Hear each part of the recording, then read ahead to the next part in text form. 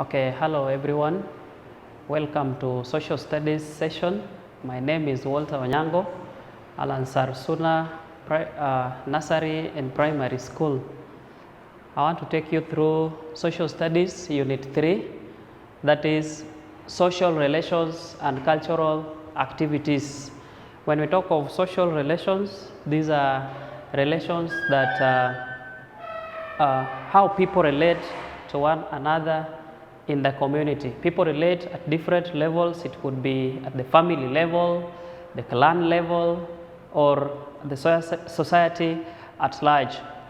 So let us look at a family. What is a family?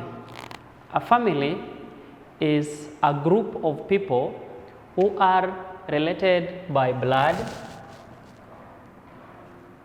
marriage,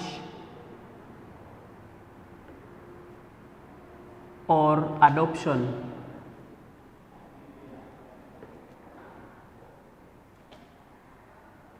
A group of people who are related by blood, marriage, or adoption. Brothers and sisters relate to one another by blood. Your daughters, your sons, you relate to one another by blood. Then marriage is the husband and the wife, they relate to one another by marriage. Then adoption, to adopt is to adopt someone, is to bring somebody into the family that is not part of the family and stay with that person as a member of that family. For example, you pick a child or you bring in an extra person into your family, stay with this person as a member of your family. Then we have types of families.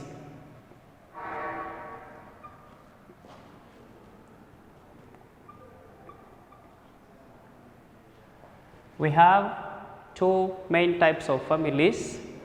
We have nuclear family and extended family.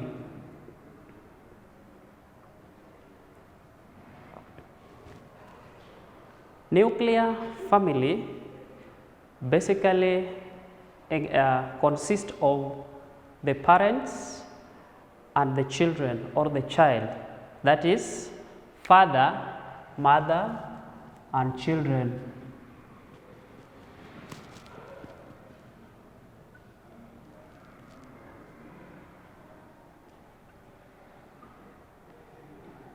It can be children or a child. Some people have got only one child.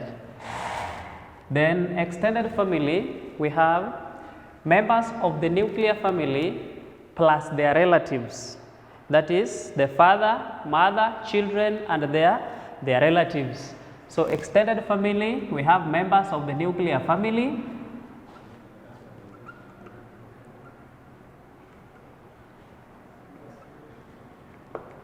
and their relatives.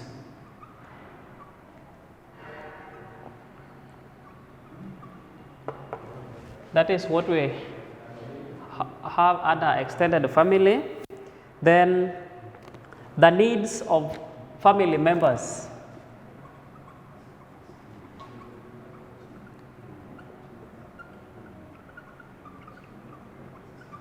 When we talk of the needs of the family members, we have the basic needs.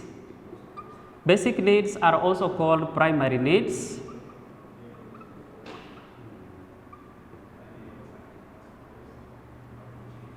And secondary needs.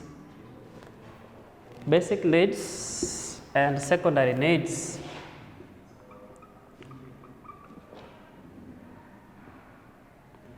Basic needs, those are the things that we need for survival. We cannot do without them. Basic needs, basically they involve clothing, shelter,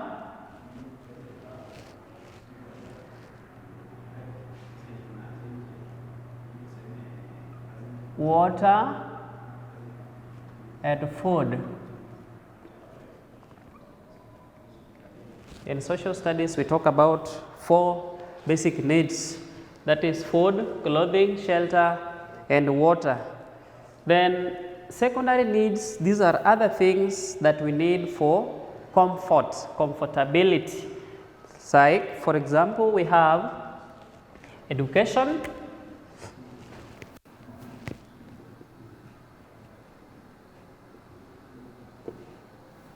love, healthcare, security, among others.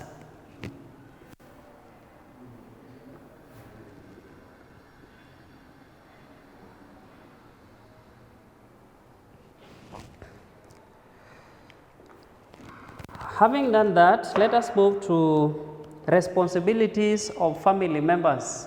What the parents are expected to do in the family and what the children are expected to do in the family. Responsibilities of the family members. So let us start with the parents.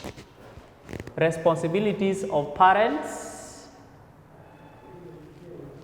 We have parents and then children. Responsibilities of the parents. 1, it is the responsibility of the parents to provide the basic needs.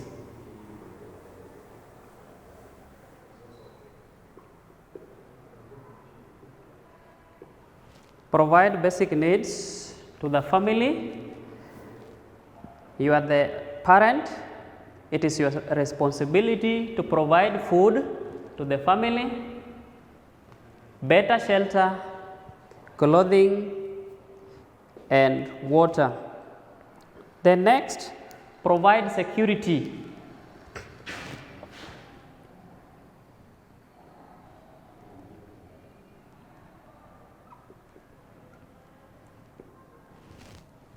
Parents are supposed to provide security to the rest of the family members. Then we have another one, better health care,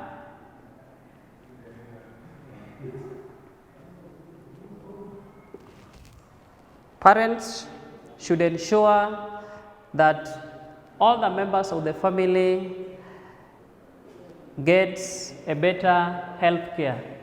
For example, when a child is sick, it is the responsibility of the parents to take the child to the hospital to seek medical attention.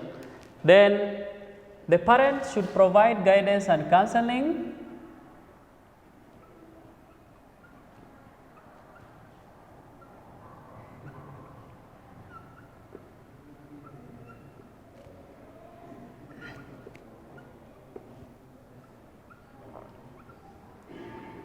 Provide guidance and counseling to their children. You should ensure that your children are guided whenever they have a problem. You counsel them, you guide them properly. Then ensure the parents should act as the role model. They should be the role model to their children. Your children should copy or should imitate whatever the parents do. As they grow, they learn from their parents. Then let us look at the children. The responsibilities of children. 1 is to care for the family property.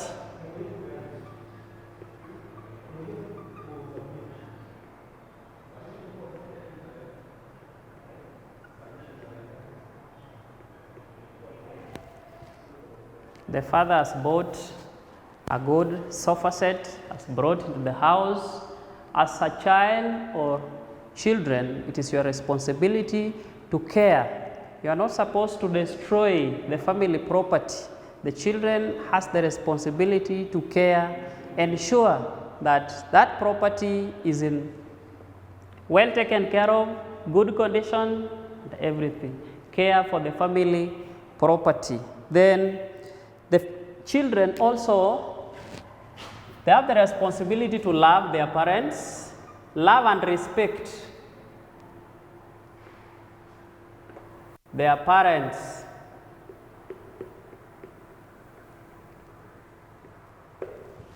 As a child, you are not supposed to disobey your parents.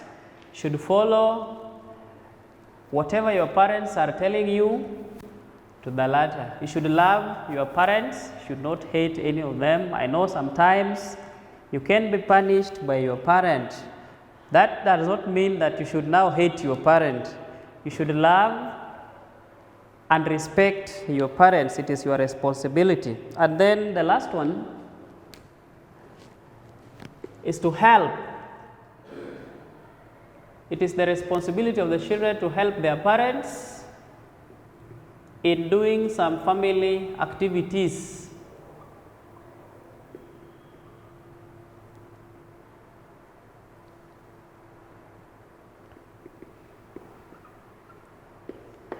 There are small family activities that you can assist your parents in doing. For example, girls washing plates after eating, after taking your meals.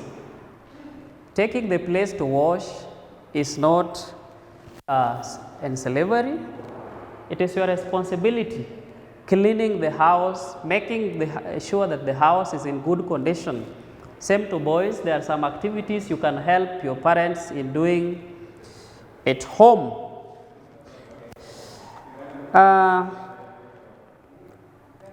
Then let us move to the next bit of it, that is marriage.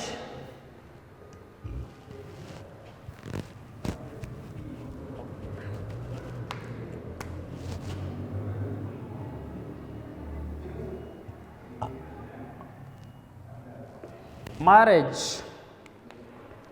What is marriage? Marriage is the union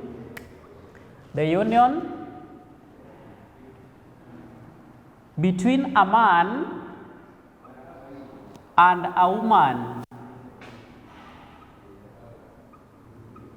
A man and a woman who have agreed, there must be an agreement to live together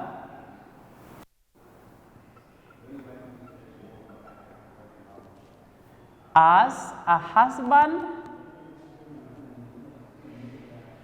and a wife.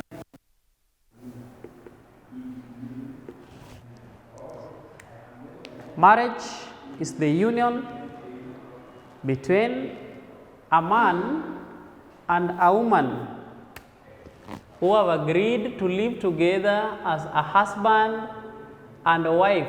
Here we are talking about a man and a woman. We are not talking about a girl and a boy or a boyfriend and a girlfriend. No, we are talking about a man and a woman, meaning they are mature people. They are mature people who have agreed. There must be an agreement.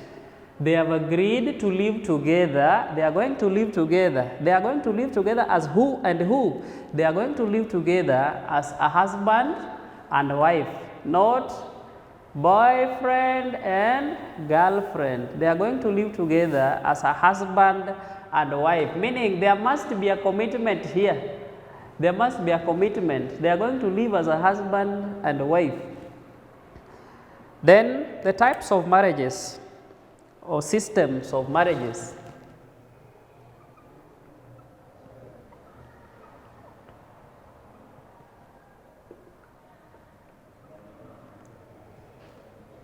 In Kenya, we have majorly three marriage systems. We have a civil marriage,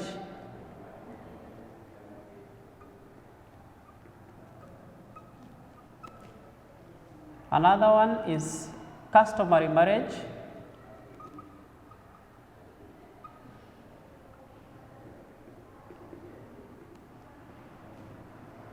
and then the last one is religious marriage.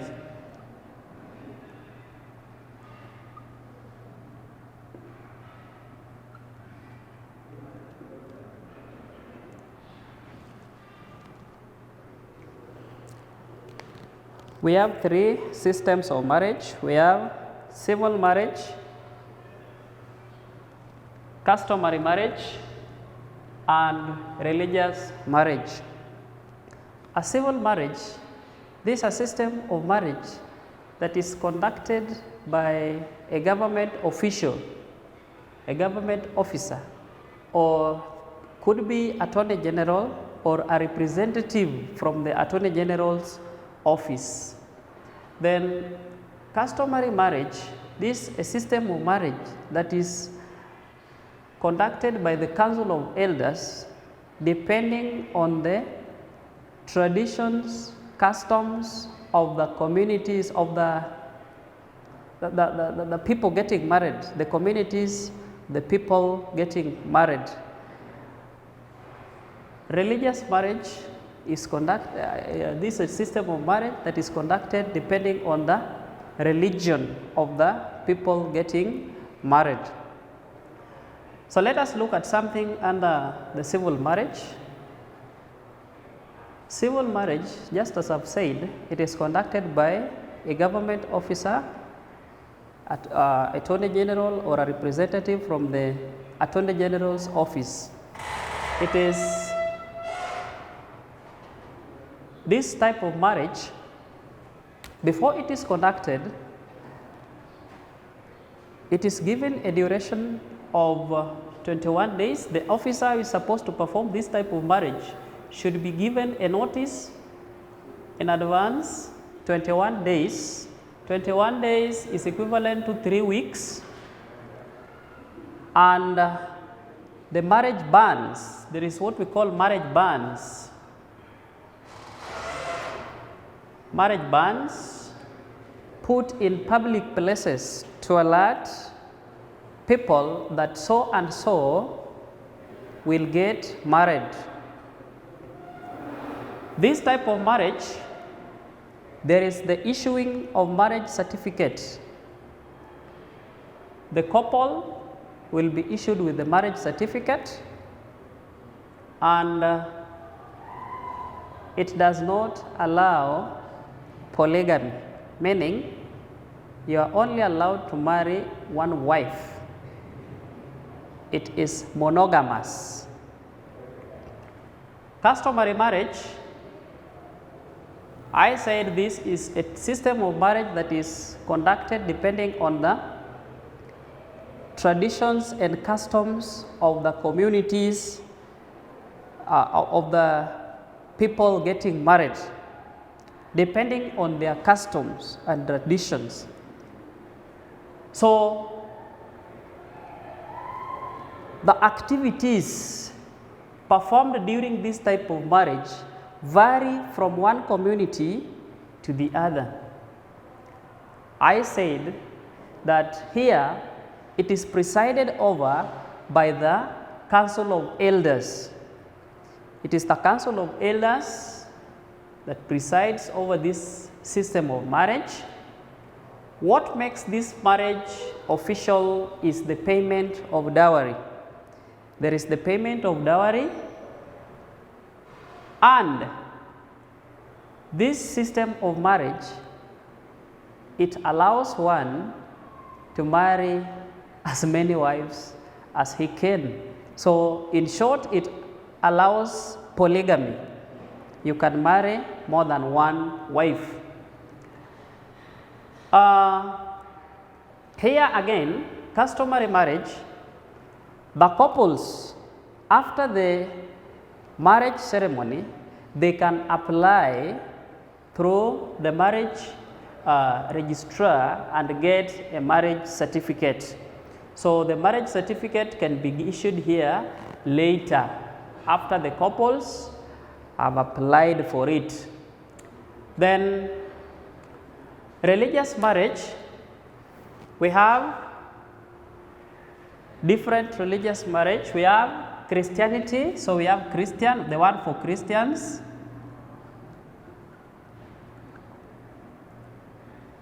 Muslims or Islamic.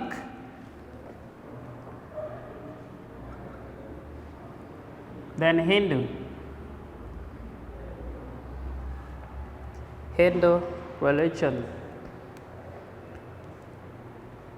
For the one for Christianity marriage, this is a religious type of marriage that is conducted in a church and is presided over by the religious leader, depending on the church, the denomination.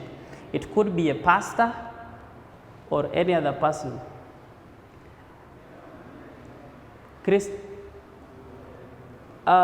Christianity marriage does not allow polygamy. It is monogamous, meaning one is only entitled to marry one wife.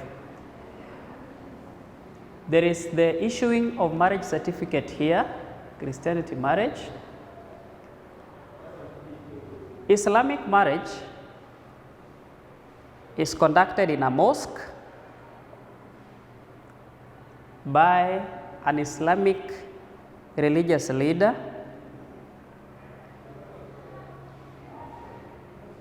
It is Islamic marriage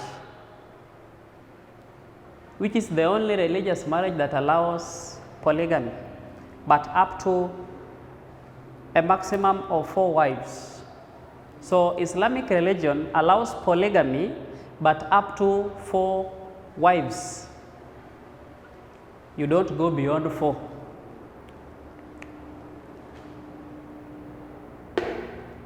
Hindu religious marriage conducted in a temple by the Hindu religious leader. It is monogamous. It does not allow polygamy.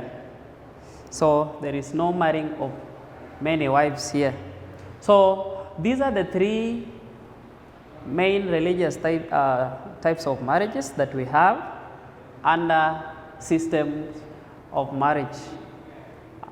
We have 3 systems of marriage: civil marriage, customary marriage, and religious marriage. Under religious marriage, we have Christianity, Islamic, and Hindu, just as I have said.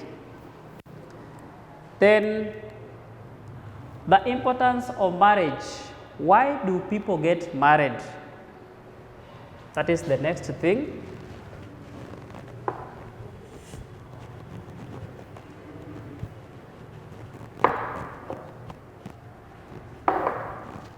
So the importance of the institution of marriage.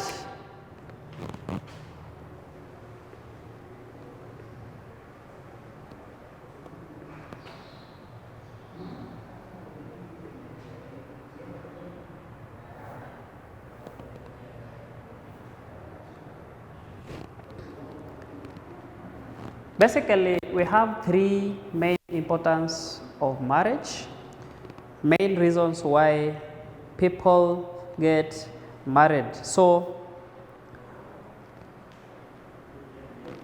1, people get married for procreation or to get children.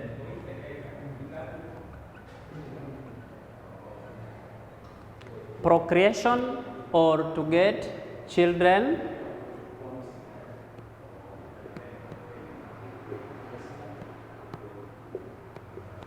Companionship, and then love.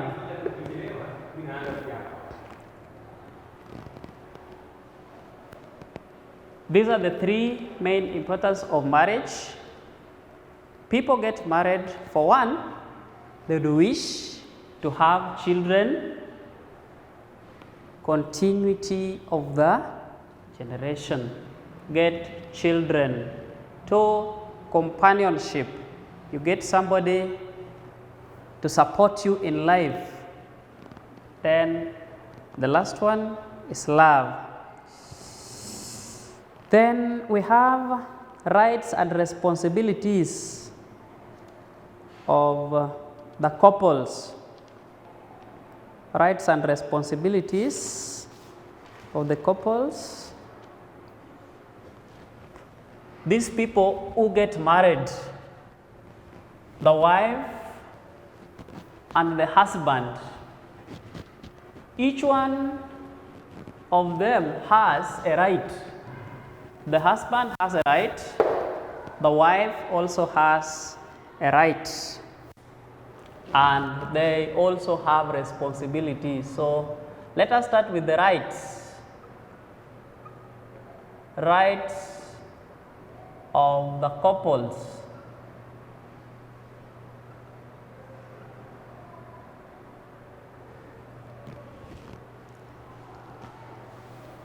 Rights and responsibilities. So let us start with the rights of the couples. Number one, the couples, one, they have the right to love,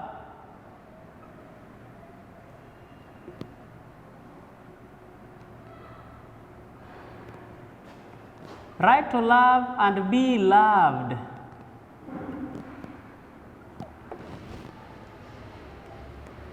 The wife has the right to love the husband, and the husband also has the right to love the wife and be loved. In marriage, you should feel that you are loved, and you should also love your partner. Then these couples, they will have children. They will have children. So both the wife and the husband has the right to stay with the children.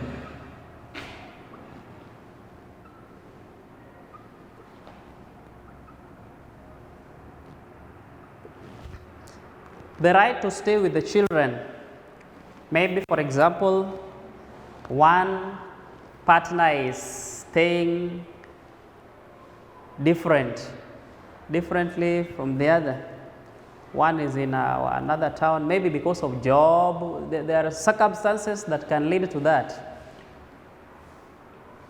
The husband has the right to stay with the children. The wife also has the right to stay with the children. And this has brought a lot of problems. Makes people go up to the court because of the children, especially when there is separation. Each and every one here, the couples, has the right to stay with the children. The children can stay with the mother or the father. Then the third right to own property.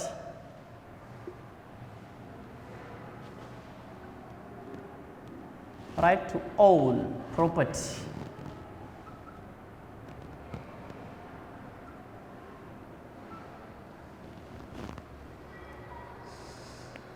The wife has the right to own a property in that family. The husband also has the right to own property in that family. Sometimes you find that it is the husband who has bought something and has brought to the family. Once it is in the family, that property belongs to the couples, not an individual. So they both have equal rights, similar to the husband. You buy, for example, a TV set, you bring to the family, that property belongs to the family, not an individual. So both the wife and the husband has the right to own property. Then right to join any association.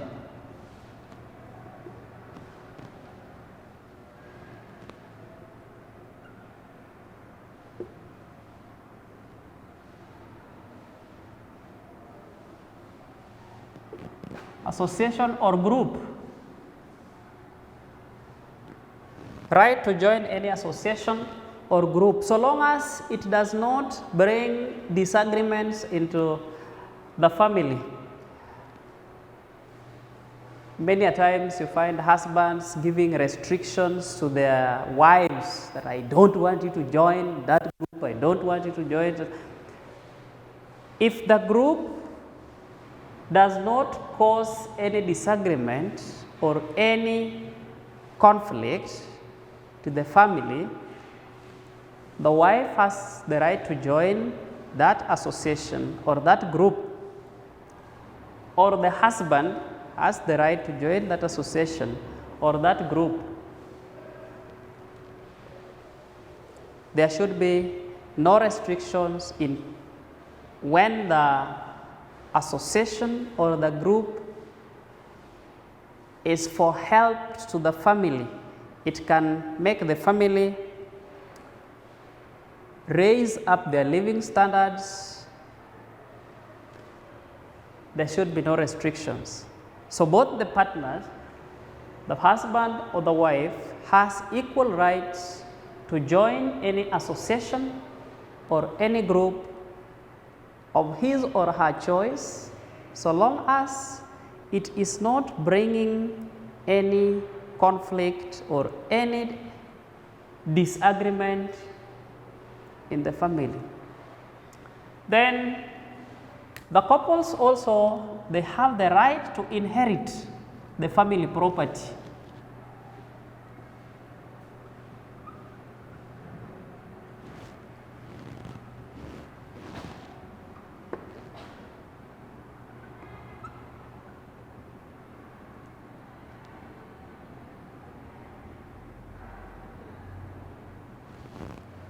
Inherit the family property. For example, if it is unfortunate that one of the couples dies, be it the husband or the wife. If it is the husband, the wife has full rights to inherit the family property, because at first we had talked about right to own property. These things were brought to the family. For example, if it is a plot, they bought it as a family and it belongs to them. So in case of, for example, death, the husband passes on, the wife has the full right to own that property, to inherit it.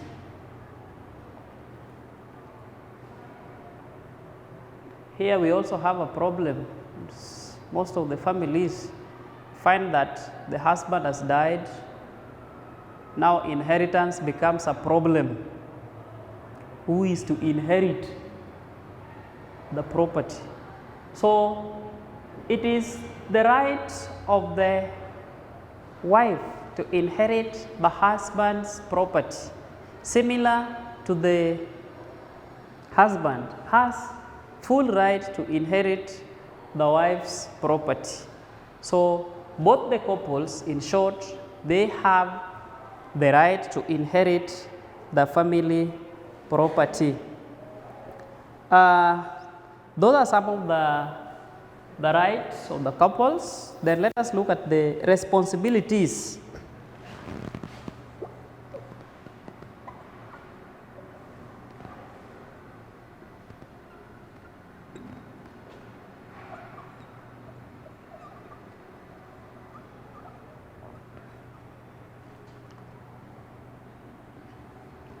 Responsibilities of the couples. One,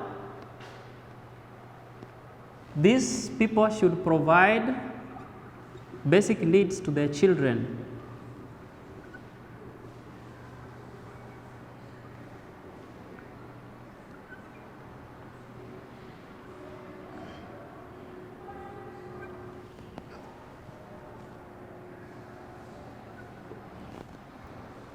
It is the responsibility of the husband and the wife to provide basic needs to their children. They should ensure that the children stay in a good shelter.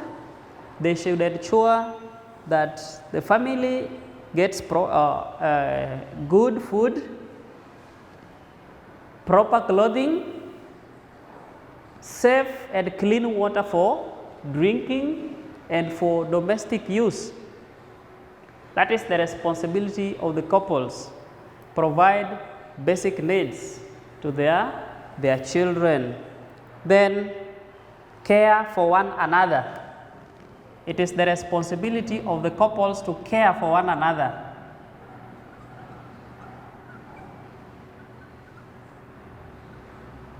That is why we said in marriage there must be a commitment.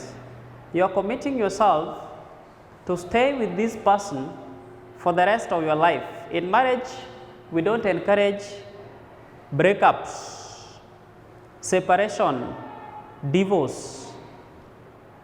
It is a commitment. You are going to stay with this person for the rest of your life. And therefore, as the husband or as the wife, it is your responsibility to care for your partner throughout. So, number 2, care for one another. You should care for one another. Then support each other.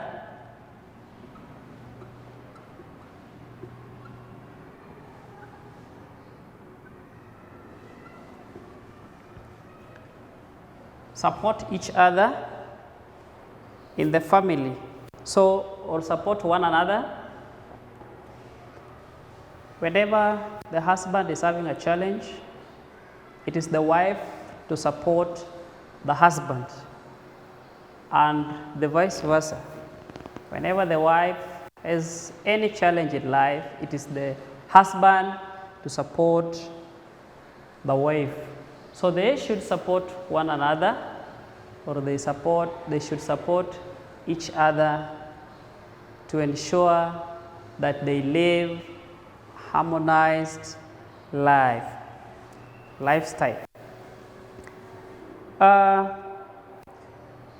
Another one is to provide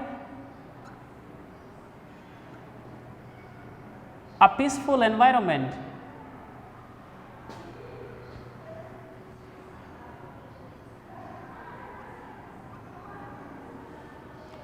Provide a peaceful environment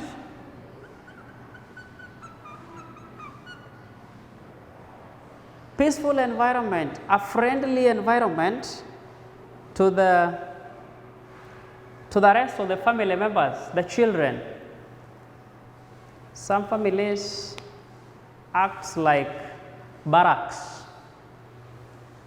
People are not peaceful. It is the responsibility of the husband and wife to ensure that their children grows in a peaceful and friendly environment. This is when they are going to act as the role models. The children will copy exactly what the parents are doing. So if there is quarreling every now and then, the father quarreling the mother every now and then, the children will grow knowing that that is the order of the day. The husband should be on top of the wife every now and then. They should be quarreling every now and then. That is not the right way. They should be the role model, and therefore they should provide a peaceful and friendly environment to their children. Having done that, let us look at inheritance and succession.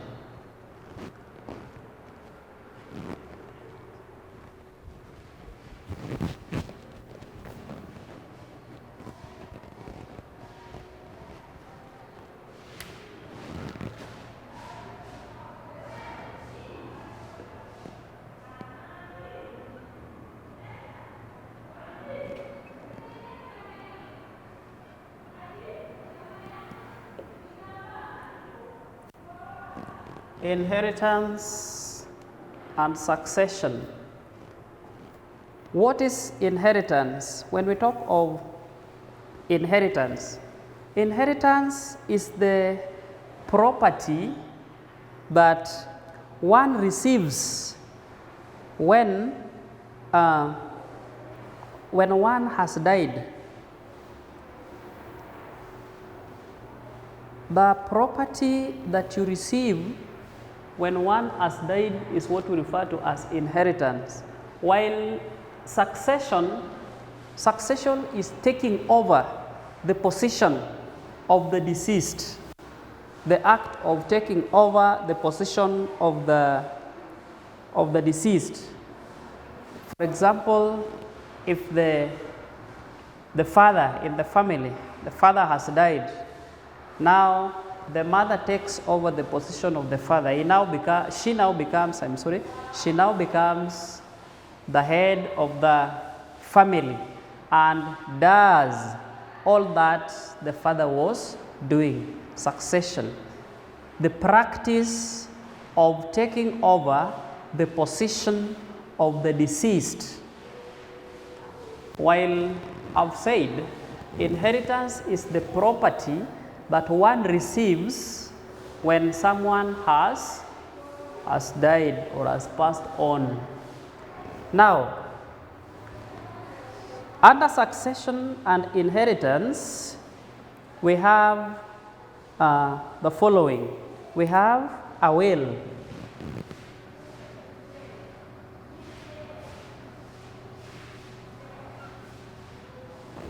What is this thing we are referring to as a will? A will is a written document. A written document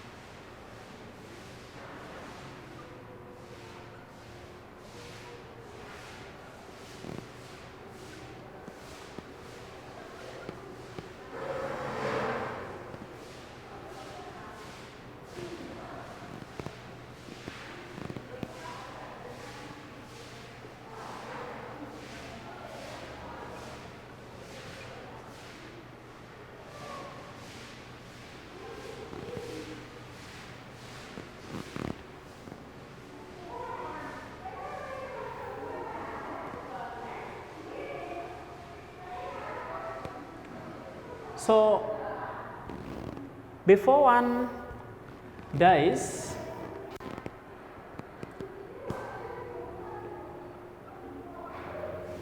he may write or she may write a document showing how he wishes that his property to be divided amongst his children, it could be children or the relatives. That document is what we refer to as a will. It is written before someone has died. Before someone has died, he writes down how he feels or he wishes his property to be divided after his death. The wives, for example, if it is a polygamous family, how the property will be divided among the wives and the children in that family. So a will is a written document. It is written by the deceased before he died. A written document showing how the deceased property is supposed to be divided, and it is the deceased who writes it before he dies. Then we have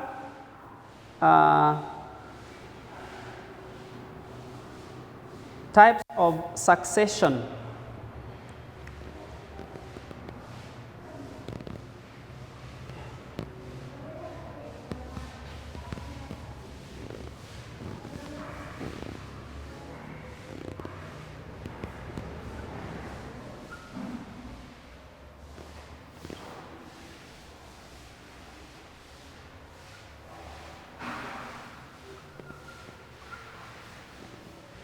So we have two types of inheritance. We have tested inheritance and intestate inheritance. When we talk of tested inheritance, this is a type of inheritance that happens when the deceased wrote a will. Here there is a will written. When there is deceased wrote a will,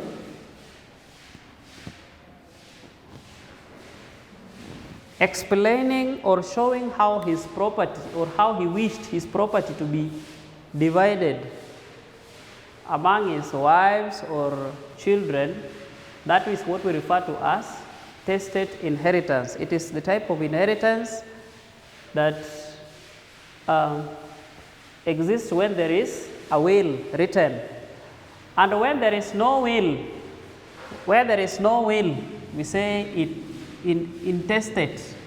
So here there is no will, the deceased passed on without writing any document showing or explaining how his property will be divided among his members or relatives. So there are two. We have tested and intestate. Then lastly, we have the letter of administration.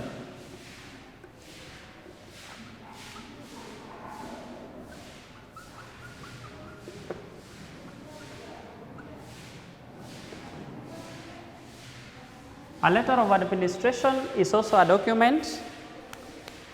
This is issued by the court of law explaining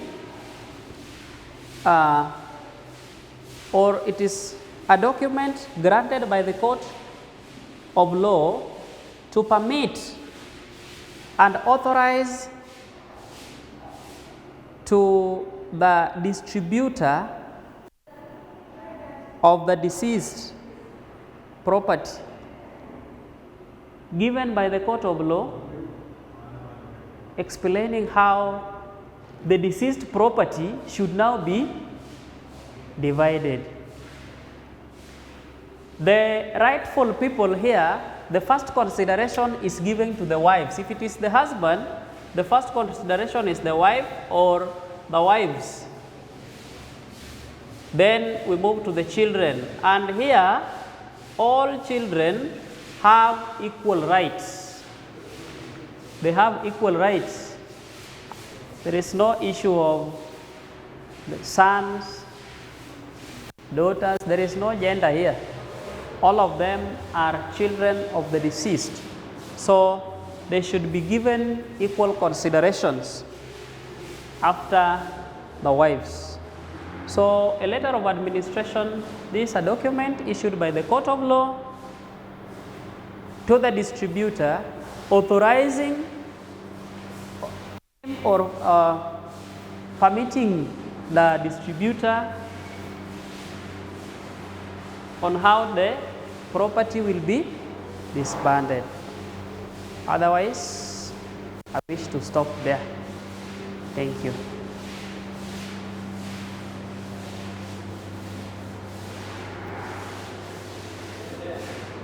Nimemaliza?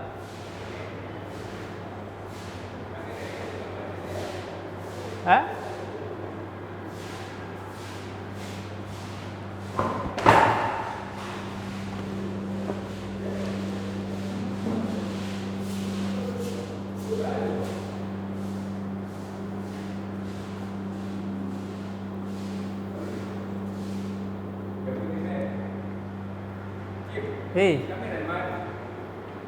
I'm through.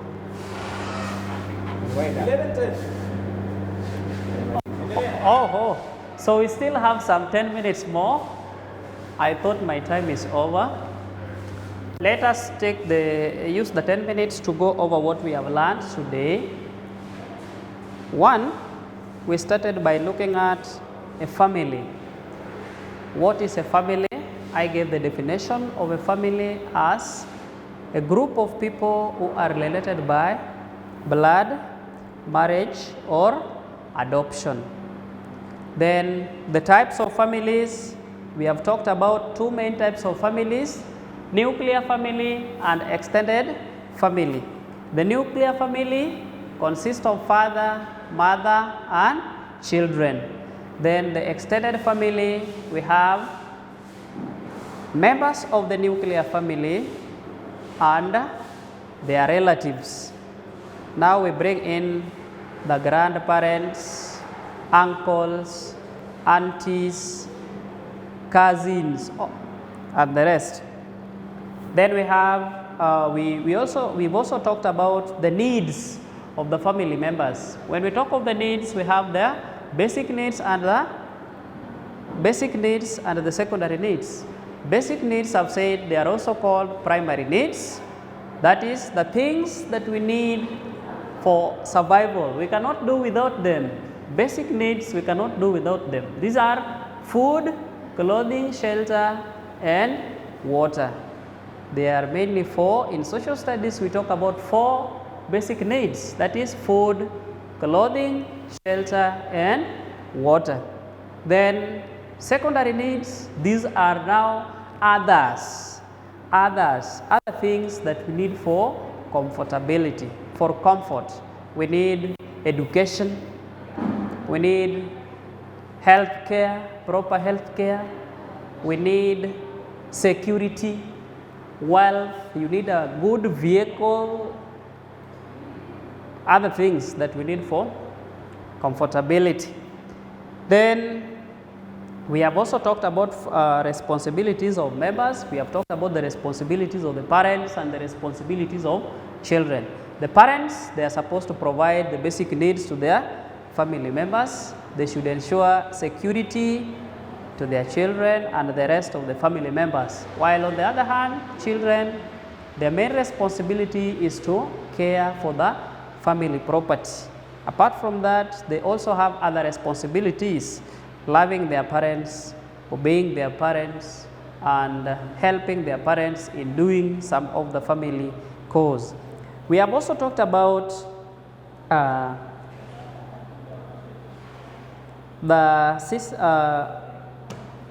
marriage, types of marriage. First of all, I defined marriage as the union between a man and a woman who have agreed to stay together as a husband and wife. It is a commitment between a man and a woman. There is an agreement. They agree to stay together as a husband and wife. And therefore, here we don't encourage divorce, separation, and everything. Married couples are encouraged to live together for the rest of their lives. Then the systems of marriage. I've talked about cultural marriage, customary marriage, civil marriage, and religious marriage. Those are the three main systems of marriage we have in Kenya. Civil marriage conducted by a government official, especially from the Attorney General's office. Customary marriage conducted by the Council of Elders. And remember, I said what makes customary marriage official is the payment of dowry. Then we have the religious marriage. Under the religious marriage, we have the one for Christians, we have the one for Muslims, we have the ones for Hindus. So we have Christianity, Islamic, and Hindu. Christian marriage done in church and presided over by a Christian religious leader. Islamic religion conducted in a mosque, presided over by Islamic religious leader. Then Hindu conducted in a temple and is presided over by Hindu religious leader. Then we have talked about the responsibilities